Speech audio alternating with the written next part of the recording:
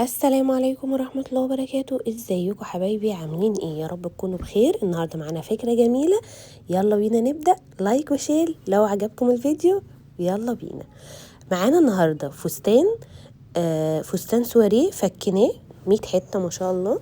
فبس للاسف انا ما فكيتوش معاكم، يعني ما بصراحه ما صورتش وانا بفكه، فان شاء الله بعد كده هحاول اما اجي افك اي حاجه اصورها معاكم. حاولنا ان احنا نطلع كل حاجه سليمه، وان احنا ما نخيطش كتير. يعني هنا جزء البطانه ده القماشه بتاعته طريه جدا وجميله جدا، يعني لطيفه على الجسم ان انت لو هتلبسيها في البيت. فانا بصراحه حسيت ان هو خساره اركنه، وفي نفس الوقت ان انا ما خيطش فيه كتير، ما فكتش الجناب بتاعته ولا اي حاجه، على وضعه زي ما هو. مع شويه القماش اللي كانوا بقى طالعين.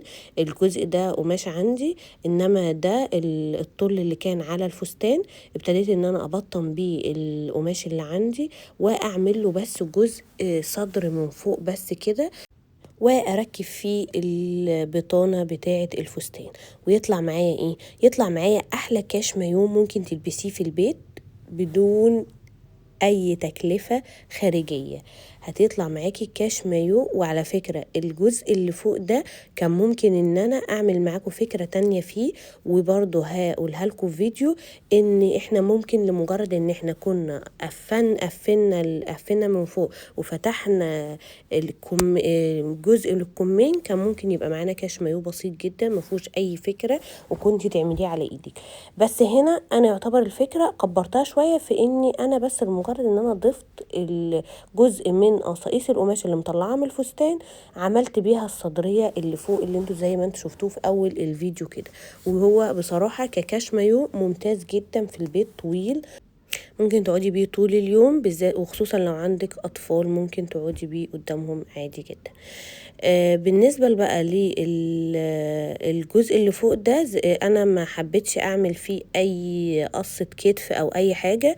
انا عملت لمجرد ان انا عملت المقاس اللي انتوا شفتوه ده 4 قراريط للخلف، ان هو يبقى فيه حوض رقبة كبير، يبقى مريح طبعا بقى في اللبس وفي القلع، وفي نفس الوقت يبقى كمان في راحة، ما يبقاش مقفول يعني قفل تام كده. عملنا من امام 7 ومن الخلف دوران. وهنا ده الجزء ده اللي هيبقى ربع الكم اللي احنا هنركبه على الجزء الصدر اللي فوق ده. وهيبقى كده معانا الكاش مايو يعتبر انتهى. هبتدي ان انا اعمل لها حتة طول برضو زيها كده بنفس الطريقة، واقفله على المكنة بكل سهولة. هو ده الفكرة اللي معانا النهاردة.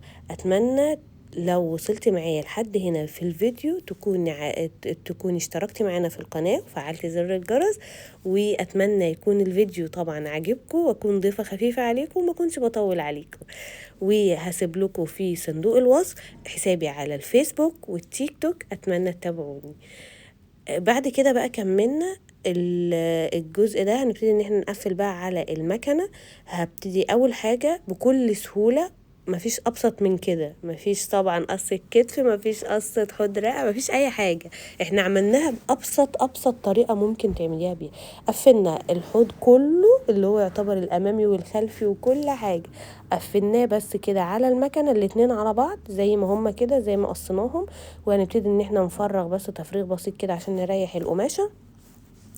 وبعد كده هنقوم قلبينها بس كده. خلاص كده معانا الجزء ده كده يعتبر خلص. بعد كده بقى هنقوم جايين مقلبينه زي ما انتوا شايفين كده اهو، بس كده مفيش اي حاجة، ومش هندوس عليه تاني. خلاص هو كده حلو قوي، لاننا بس نحط الجبيرة زي ما انتوا شفتوا في الاول وخلاص. بعد كده بقى هنبتدي ان احنا نركب الجزء اللي احنا قلنا عليه اللي هو يبقى ربع كم. في الاول بس هنقفله على برضه الطبقتين على بعض، نمشي بيهم على المكنه من ناحيه الدوران مش من الناحيه المستقيمه، وهنركبه من الناحيه المستقيمه في الكتف. هنقوم مركبينه ونعمل الجزء التاني كمان.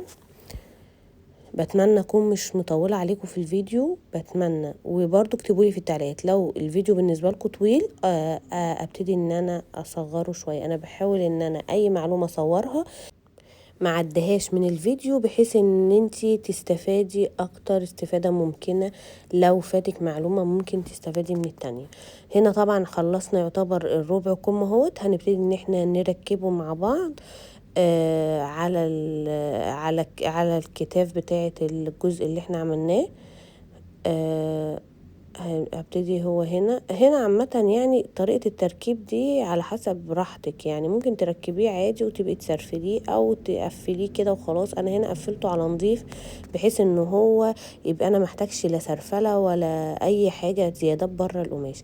زي ما انتم شايفين كده، شفتوا هنا كده وش القماش اهو قلبته وخدت الجزء من ورا من الظهر وركبت الاول الربع كم عليه، وانا سايبه الطل، مش ماسكه الطل معانا، مش ماسكه الطل بتاع الكتاف، ماسكه الجزء بتاع الربع كم بس.